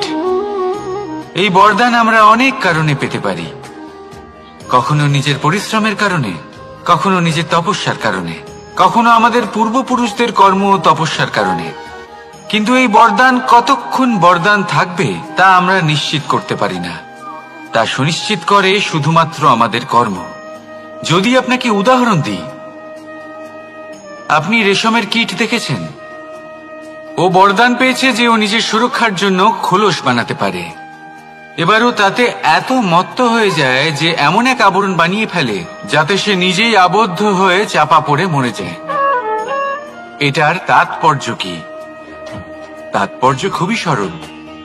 গর্ব করা খুবই ভালো, কিন্তু অহংকার করা কখনোই উচিত নয়। যদি অহংকার মনের মধ্যে প্রবেশ করে, তাহলে এই বরদান অভিশাপে পরিণত হতে সময় লাগে না। আর যদি কর্মশ্রেষ্ঠ হয়, তাহলে অভিশাপ বরদানে পরিণত হয়। তাহলে আসুন শ্রেষ্ঠ কর্ম করুন আর আমার সাথে ভালোবেসে বলুন, রাধা রাধা।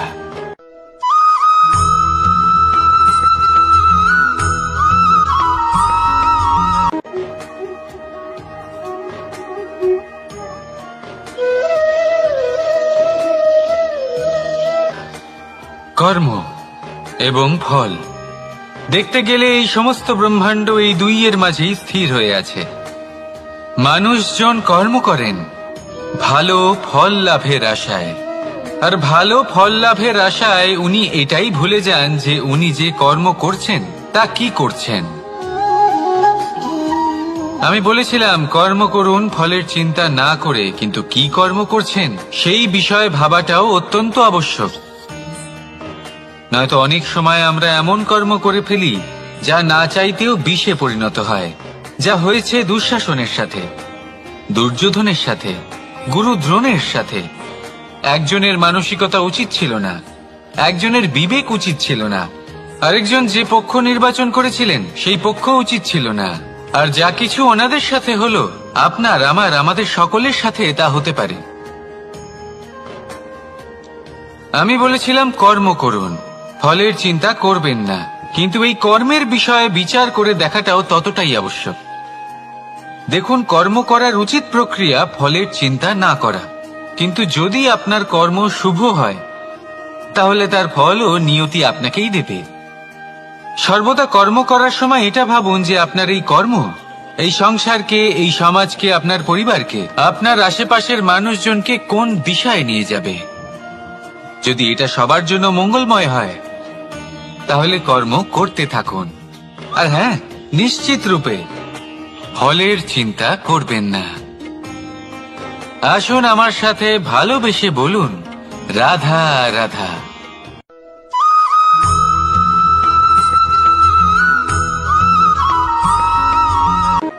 শব্দই হলো শূন্য, শব্দই হলো আরম্ভ, শব্দই হলো অন্ত, শব্দই হলো অমর, শব্দই হলো ব্রহ্ম। এই শব্দ হলো অত্যন্ত বিশেষ। কেউ কাঁদলে তাকে হাসিয়ে তোলে, কেউ হাসলে তাকে কাঁদিয়ে দেয়। কারোর মনে উদ্দীপনা জাগিয়ে তুলতে পারে, আবার কারোর মনে কাঁটা হয়ে বিঁধে থাকতে পারে। একটা অত্যন্ত গুরুত্বপূর্ণ কথা যা বোঝা অত্যন্ত আবশ্যক। আপনার মন, আপনার হৃদয় যতই শুদ্ধ হোক না কেন, যতই পবিত্র হোক না কেন, আপনার দৃষ্টিভঙ্গি যতই স্পষ্ট হোক না কেন, যদি আপনার কথা পবিত্র না হয়, যদি আপনার শব্দ শুদ্ধ না হয়, তাহলে তা আপনাকে আপনার কর্মফল ভোগ করতে বাধ্য করবেই। একটা সহজ উদাহরণ দিই। আপনার জীবনে এমন কেউ অবশ্যই থাকবেন যাকে আপনি পছন্দ করেন না, যিনি হয়তো অধর্মী মানুষ, যিনি হয়তো দুর্বুদ্ধি সম্পন্ন মানুষ, কিন্তু তার জন্য অপশব্দ প্রয়োগ করলে তার মধ্যে কোনো পরিবর্তন আসবে না, তার মানসিকতা বদলাবে না, শুধু মনে প্রতিশোধ স্পৃহা জেগে উঠবে, মনে হিংসা জাগবে, আর কিচ্ছু নয়। সেই জন্য নিজের শব্দকে নিয়ন্ত্রণ করুন, নিজের কথা সংযত করুন। শ্রেষ্ঠ থেকে শ্রেষ্ঠতর মানুষকেও সাবধানী হতে হয়, কারণ যদি এই শব্দের প্রয়োগ সঠিক না হয় তাহলে আজীবন মানুষকে নির্বাক হয়ে থাকতে হতে পারে। তাহলে নিজের শব্দ নিয়ন্ত্রিত রাখুন, নিজের কথাকে শুভ করুন, এতে প্রেমবোধ জাগিয়ে তুলুন, আর সেই প্রেমবোধ নিয়েই বলুন, রাধা রাধা।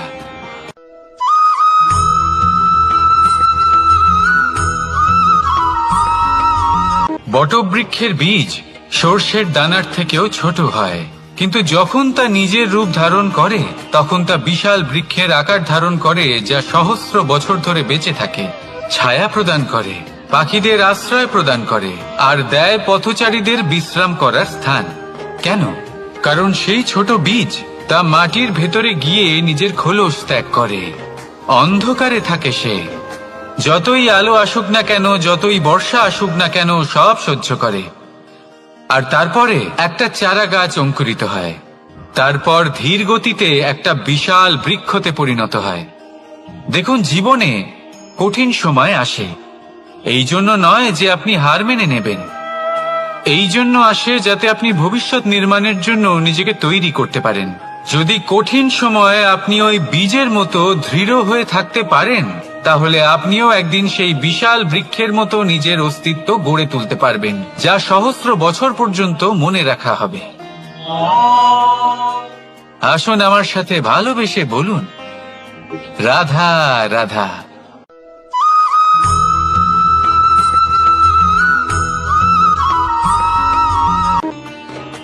ভগবান আর ভক্ত যখন এক আকার হয়ে যায়, যখন ভক্ত তার ভগবানের প্রতি এবং নিজের জীবনের উদ্দেশ্যের প্রতি সম্পূর্ণরূপে সমর্পিত হয়, তখন জন্ম নেয় ভক্তি। এই সংসারের সমস্ত আশা হয়তো আপনার সঙ্গ ত্যাগ করে দিতে পারে, তখনও ভক্তি সাথে থাকবে। ভক্ত আর ভগবান যখন এক আকার হয়ে যায়, তাদের মধ্যে কোনো পার্থক্য থাকে না। তারা এক হয়ে যায়, এক ব্যক্তিত্ব, এক অস্তিত্ব। সেই জন্য কখনো জীবনে যে কোনো রূপেই, যে কোনো প্রকারেই, যে কোনো ঈশ্বরকে মান্য করুন, মনের মধ্যে শ্রদ্ধা ভাব জাগ্রত করুন, মনে ভক্তি ভাব জাগ্রত করুন। এই সমগ্র সংসারে সব কিছু আপনাকে ছেড়ে চলে গেলেও তখনও এই ভক্তি শুধুমাত্র আপনার উত্থান ঘটাবে। তাই মনে ভক্তি জাগ্রত করুন আর আমার সাথে ভালোবেসে বলুন, রাধা রাধা।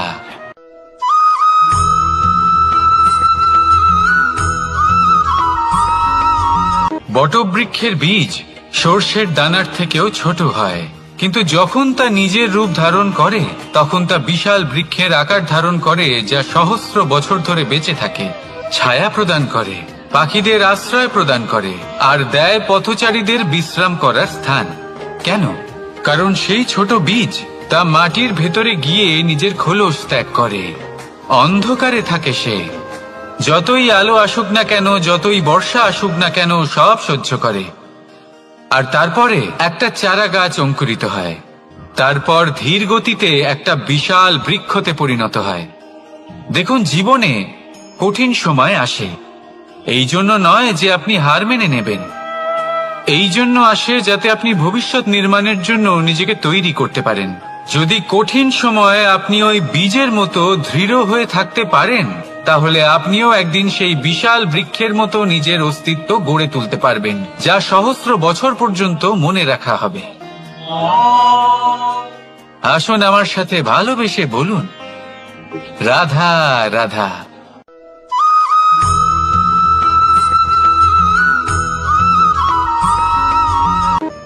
সাফল্য কে না চান? সাফল্য লাভ করার, শিখরে পৌঁছানোর আলাদাই একটা আনন্দ রয়েছে। আর আপনজনদেরও কে না চান? প্রত্যেক মানুষ চান যেন জীবনে তার কোনো আপনজন থাকে, যারা সবসময় তাদের সাথে থাকবে, কারণ আপনজনের সাথেই তো সাফল্যের আনন্দ সব থেকে বেশি পাওয়া যায়। কিন্তু আসলে কি হয়, অনেক সময় সাফল্যের খোঁজে সেই পথে চলতে চলতে আমরা আপনদের থেকে দূরে চলে যাই, না চাইতেও দূরে চলে যেতে হয়, ওনাদের সাথে সময় কাটাতে পারি না। আর আমরা ভুলে যাই যে সাফল্যের আসল আনন্দ আপনজনদের সাথেই পাওয়া যায়। সফল হওয়ার পরে আপনদের সাথে দেখা হলে তাদের চোখে আমাদের জন্য যে আবেগ থাকে, যে সম্মান, যে প্রেম থাকে, সেটাই হলো আসল পুরস্কার। আমরা সেই কথা ভুলে যাই এবং একা হয়ে পড়ি। বেশিরভাগ সময় এটাই হয়, বেশিরভাগ সময় সফল মানুষগুলি একা হয়ে যান।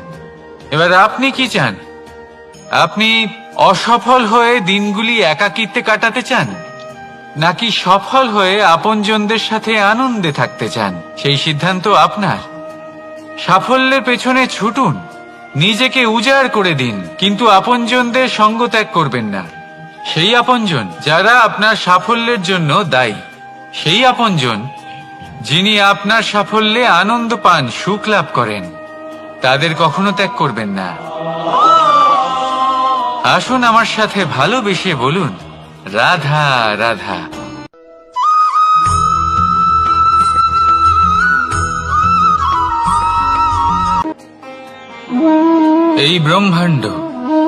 এই ব্রহ্মাণ্ড কত বৃহৎ, তাই না? যার সম্মুখে এই পৃথিবীকেও একটা বিন্দুর মতো মনে হয়। আর এই পৃথিবীতে আমরা কে হই, আমাদের আকার কিরকম, আমাদের অস্তিত্বই বা কি? যখন আমরা এভাবে ভাবি তখন মনে হয় আমরা কিছুই নই। তা আমরা যখন কিছুই নই, তাহলে আমরা এত চিন্তা করি কেন? কি ভেবে ভয় পাই? কাকেই বা এত ভয় পাই? কে আমাদের মারতে পারে আর কেই বা আমাদের জন্ম দেবে? আত্মার আসলে না কখনো জন্ম হয় আর না কখনো মৃত্যু। আত্মা শুধুই শরীর বদল করে। আপনি, আমি, আমরা সকলে এই শরীর নয়, আমরা হলাম আত্মা, যা হলো পরম আত্মার পরম অঙ্গ। সেই জন্য মনে রাখবেন, বাইরের কোথাও দেখবেন না, নিজের অন্তরের গভীরে গিয়ে দেখুন, আত্মাকে উপলব্ধি করতে শিখুন। ক্লেশ, ভয়, চিন্তা, এই সব কিছুর থেকে নিজেকে দূরে রাখুন, তাহলেই উপলব্ধি করতে পারবেন পরমাত্মাকে। তাহলে আসুন আমার সাথে ভালোবেসে বলুন, রাধা রাধা।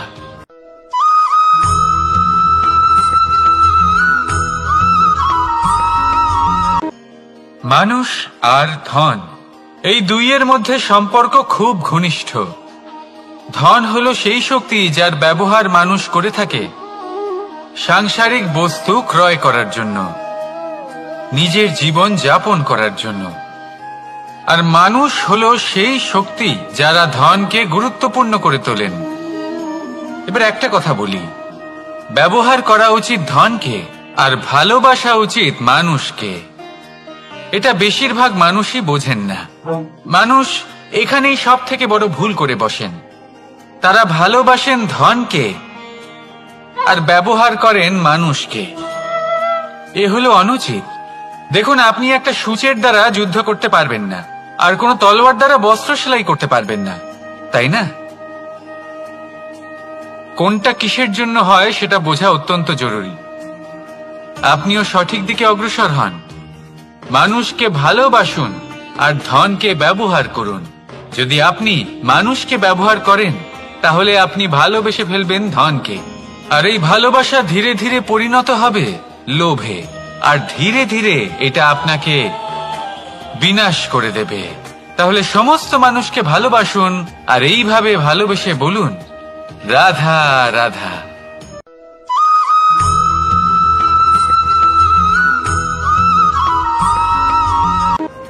পরিবর্তন এই সংসারের শাশ্বত নিয়ম। কোন রাজা নেই যিনি চিরকাল রাজা থাকেন, কোন ধনী ব্যক্তি নেই যিনি চিরকাল ধনী থাকবেন। এই সংসারে সূর্যের স্থান নেওয়ার জন্য চন্দ্রিমার আগমন ঘটে। কোন স্থান যাকে পতিত বলা হয়েছিল সেখানে মহল তৈরি হয়েছে। কোন স্থান যাকে আজ মলিন বলা হয়েছে, কাল সেখানে মন্দিরও স্থাপন হতে পারে। কোন ঋতু চিরকালের জন্য থাকে না, কখনো সময় চিরকাল একরকম থাকে না।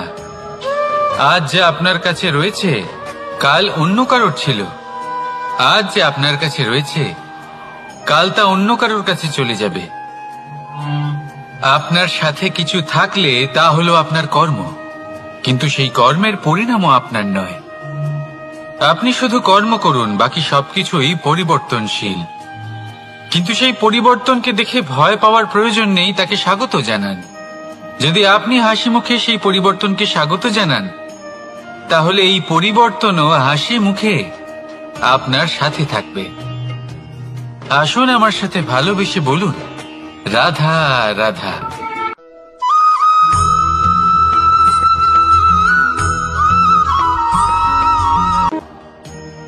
বল, শক্তি, পরাক্রম এই সংসারের বিকাশের মূল।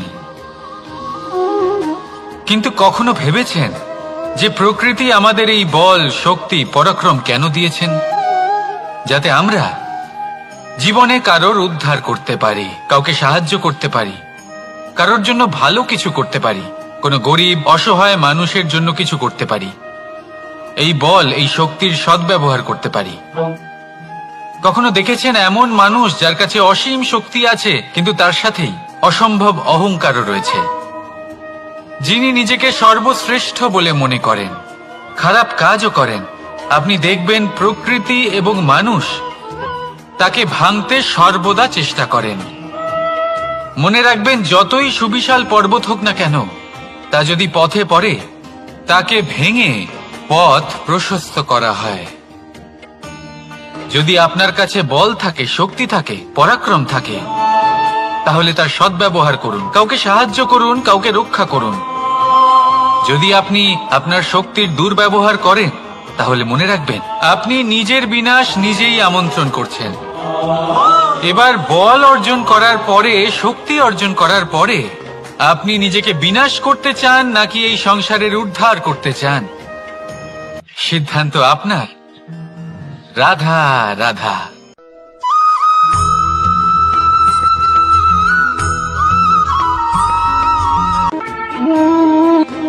সময়, এই সময় আসলে কি? এই সময় একটা সরল রেখা তো কখনোই নয়। সময় হলো একটা চক্র, যেখানে এর আদি সেখানেই হলো এর অন্ত, আর যেখানে তা শেষ হয় সেখান থেকেই তার শুরু হয়। এই সময় একটা অত্যন্ত বিচিত্র চিন্তা, বিচিত্র ভাবনা, একটা বিচিত্র বস্তু যা কেউ বুঝতে পারেন না।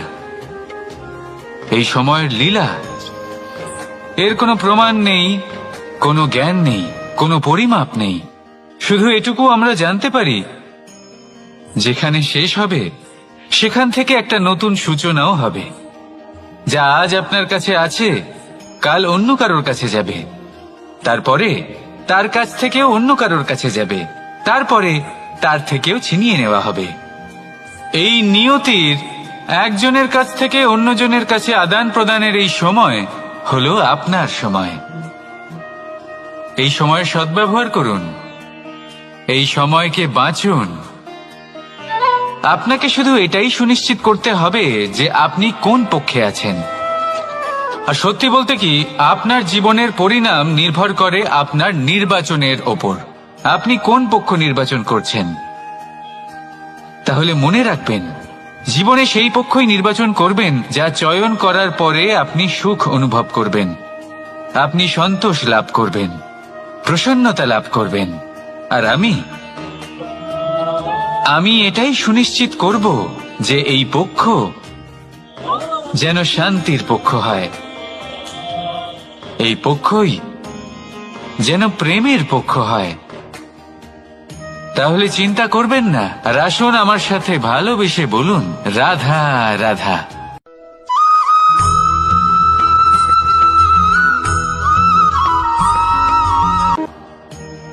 বল, শক্তি, পরাক্রম এই সংসারের বিকাশের মূল।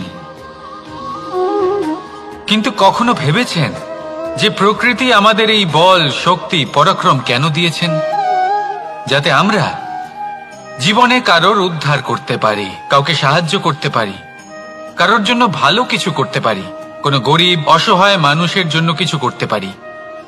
এই বল, এই শক্তির সদ্ব্যবহার করতে পারি। কখনো দেখেছেন এমন মানুষ যার কাছে অসীম শক্তি আছে, কিন্তু তার সাথেই অসম্ভব অহংকারও রয়েছে, যিনি নিজেকে সর্বশ্রেষ্ঠ বলে মনে করেন, খারাপ কাজও করেন। আপনি দেখবেন প্রকৃতি এবং মানুষ তাকে ভাঙতে সর্বদা চেষ্টা করেন। মনে রাখবেন, যতই সুবিশাল পর্বত হোক না কেন, তা যদি পথে পড়ে তাকে ভেঙে পথ প্রশস্ত করা হয়। যদি আপনার কাছে বল থাকে, শক্তি থাকে, পরাক্রম থাকে, তাহলে তার সদ্ব্যবহার করুন, কাউকে সাহায্য করুন, কাউকে রক্ষা করুন। যদি আপনি আপনার শক্তির দুর্ব্যবহার করেন, তাহলে মনে রাখবেন আপনি নিজের বিনাশ নিজেই আমন্ত্রণ করছেন। এবার বল অর্জন করার পরে, শক্তি অর্জন করার পরে আপনি নিজেকে বিনাশ করতে চান নাকি এই সংসারের উদ্ধার করতে চান? সিদ্ধান্ত আপনার। রাধা রাধা।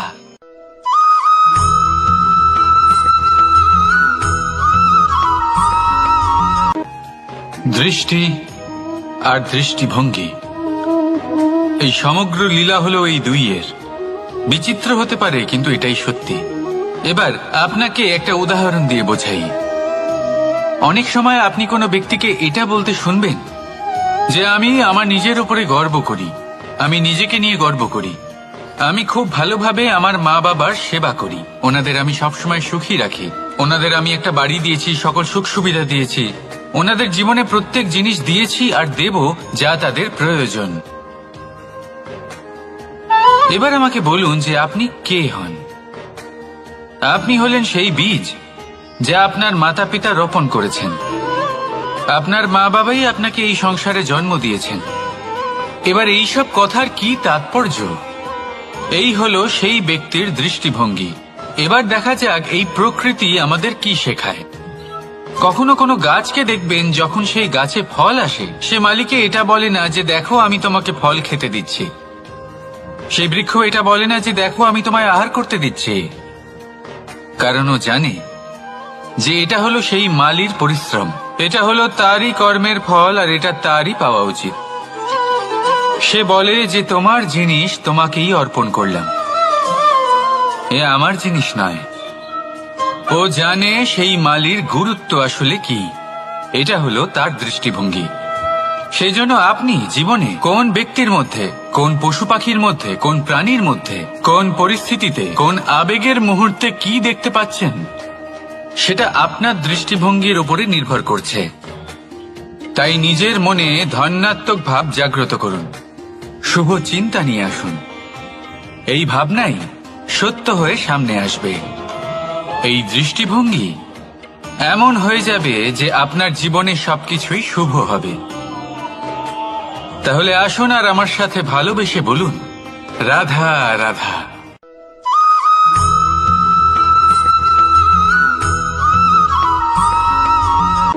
আপনি কি কখনো জলকে নিজের মুঠোতে ধরে রাখার চেষ্টা করেছেন? চলুন আজ করা যাক।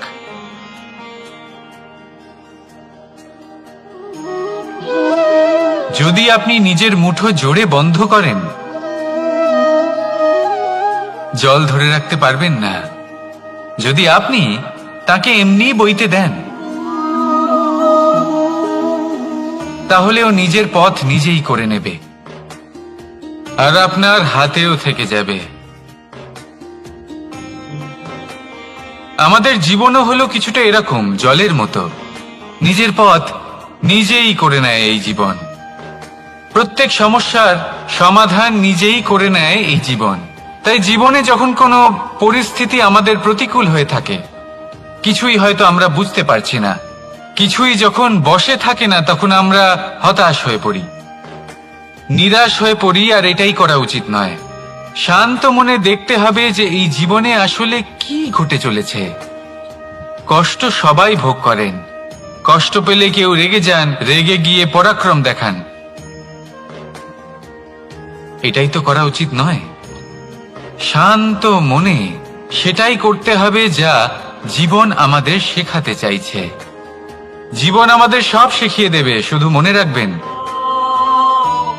কখন প্রয়াস করতে হবে আর কখন আমাদের প্রতীক্ষা করতে হবে, সেটা আগে আপনাকে বুঝতে হবে। তাহলে আসুন আমার সাথে ভালোবেসে বলুন, রাধা রাধা।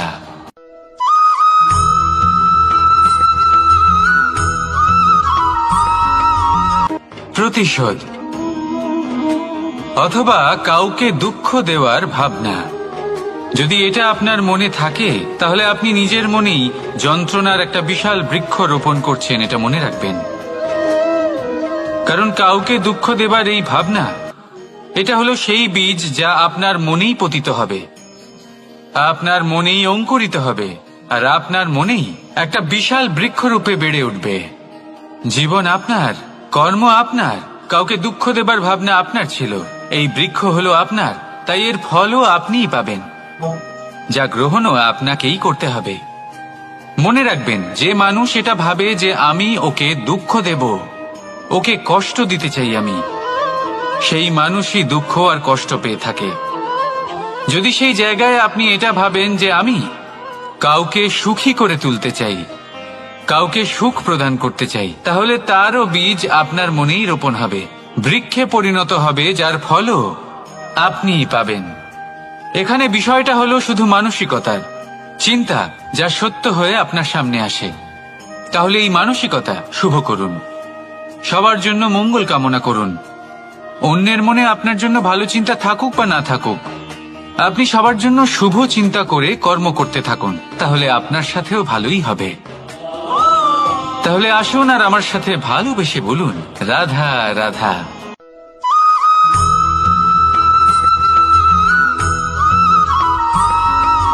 বাজ পাখিকে পক্ষীরাজ বলা হয়।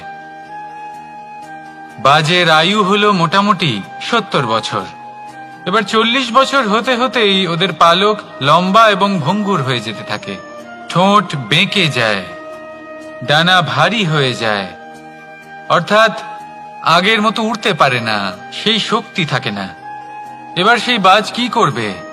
বাজ সব থেকে কঠিন নির্বাচন করে, নির্বাচন নিজের পুনর্স্থাপনার। সর্বপ্রথম একটা বিশাল পর্বতে যায়, একান্তে নিজের এক বাসস্থান তৈরি করে, আর তারপরে পাথরের সাথে নিজের ঠোঁট বারবার আঘাত করতে করতে সেই ঠোঁট ভেঙে ফেলে। তারপরে সে অপেক্ষা করে সেই ঠোঁট পুনর্নির্মাণ হওয়ার। তারপর সেটাই করে নিজের পালকের সাথে। তারপরে নিজের ডানা থেকে এক এক করে ভারী পালক